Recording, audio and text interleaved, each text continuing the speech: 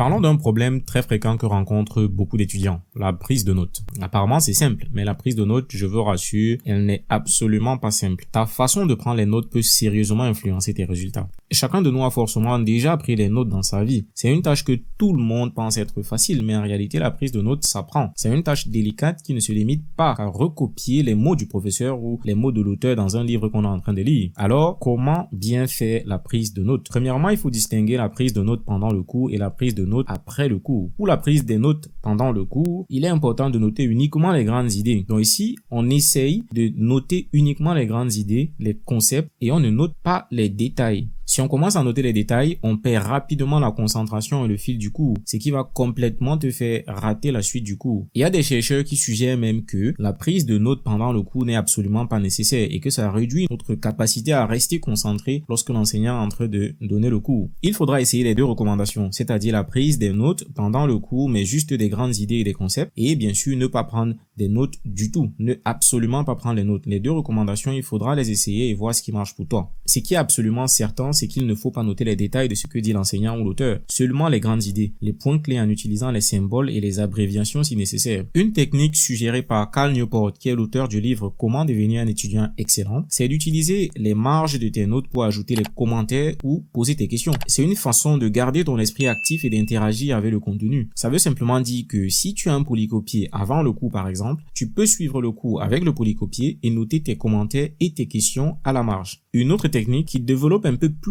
cette recommandation de Cal Newport, c'est la méthode de Cornell. C'est une technique vraiment très efficace pour la prise de notes. Avec cette méthode, tu prends un papier A4 vierge ou même un ordinateur, tu divises une page en deux colonnes et dans la colonne de droite, tu notes les idées principales pendant le cours. Et après le cours, tu utilises l'espace dans la colonne à gauche pour résumer ces idées, c'est-à-dire les idées que tu as notées pendant le cours, tu les résumes à la fin du cours en utilisant tes propres mots dans la colonne de gauche. Cette façon de structurer la prise de notes a été prouvée comme étant très efficace pour apprendre et mémoriser à long terme.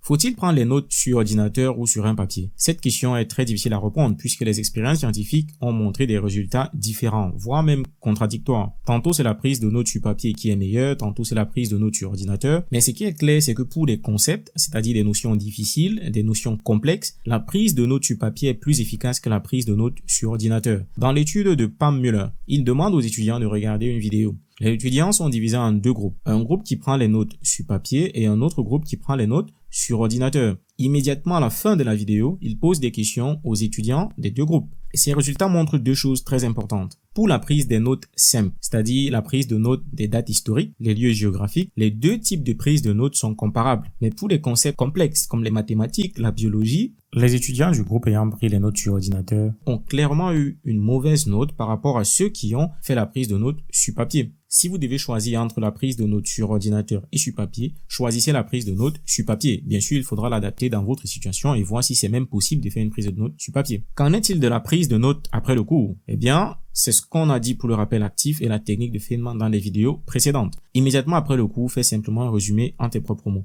C'est très important de le faire immédiatement après le cours, sinon tu vas oublier une grande partie des informations que tu as retenues pendant le cours.